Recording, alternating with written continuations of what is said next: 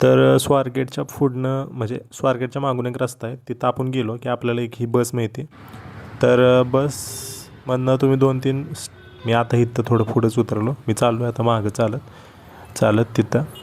तर तिथं पोचायला मला 5 मिनटं लागतील जास्तीत जास्त. तर मी आलोच इथं.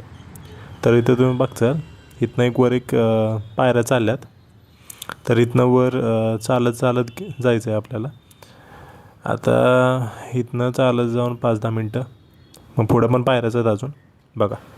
तर आता आपण ही तुम्हाला पुढचं दिसतंय ना, तर तेच आहे, तिथनंच एंट्री आहे आपल्याला. तर तिथं आपण 2-3 मिनटात पोचेन, रस्ता क्रॉस करायचा आहे. इथं एक मंदिर पण आहे शेजारी, तिथं नाही मी गेलो. पहिल्यांदा मी म्हणलो की इथंच जाऊया. तर आलोच आपण इथं पायऱ्यांच्या इथं.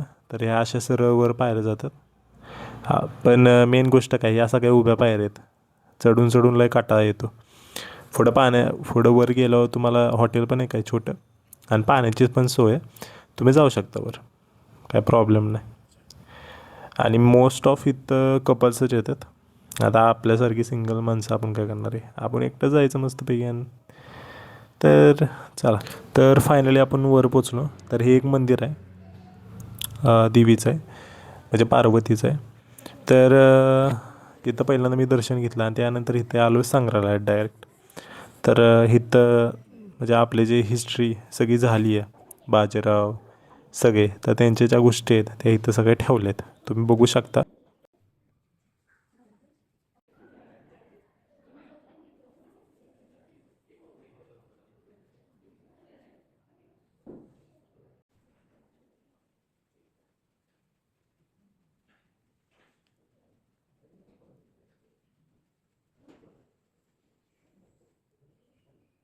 तर हे मंदिर आहे पार्वतीचं आहे. तर मस्त वाटतं इथं, बघा ना वातावरण कसलं भारी आहे. तिथं बऱ्यापैकी कपल्स पण आलेत.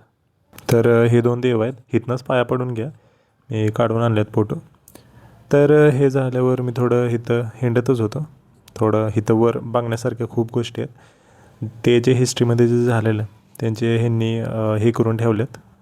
ह्यांना म्हणजे एक काइंड ऑफ एक काय म्हणतात त्याला, असं रेखून ठेवलं आहे, दिसतं आहे ना.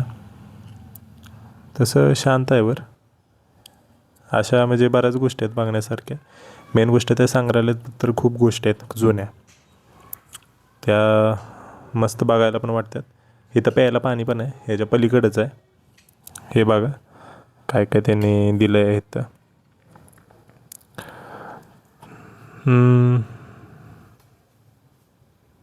तिथं पुढं अशी नावं पण लिहिलेत. तर चला भावानो, हा ब्लॉग इथंच संपतो आहे. तर मी हा आहे. तर good day, good night, good bye.